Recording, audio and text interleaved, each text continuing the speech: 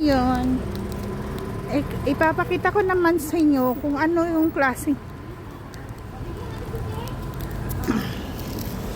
Dito kami minsan nabili ng prutas. Ganito ang prutasan dito sa Taiwan. Ganan. So, yung mga nakasulat, timpotong ne, ito lang yung naintindihan. 150 ang isang balot. Yeah. So, ipay o? Oh, di ba? Sabi niya. Tapos yung pinya. O, diba? So, papakita ko sa inyo. Ganito yung prutasan dito sa Taiwan. Malapit lang to sa amin. Mayroon din silang orange. Papakita. Ayan, orange. Mayroon silang kalabasa, luya. Para sa mga lalamunan yung nangatik-katik dyan. Tapos kamote.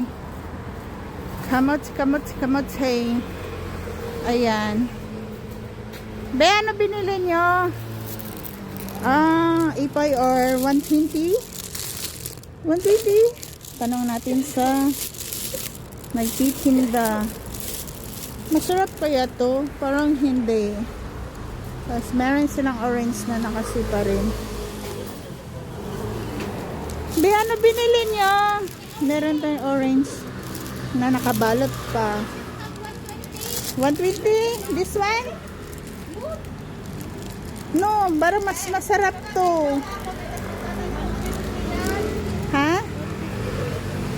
No, 120. Hello. Tingnan ko lang kung tuwasaw. Try ko kung 120 nga ba talaga. Yung banana nila dito ang putla. Parang walang ano. Tapos yan yung dragon fruits. Ano? Sorry. Ipay Irma? Oh man. Ipay yan, dito lang kami namimili ng prutas. Meron silang naka-ref na. Ganun lang yung prutas dito. Matis na ano, nakakain siya. Masarap, matamis. So ito na nga, nakabili na ako ng orange. So nag-aantay na yung mga kapitbahay kong marites.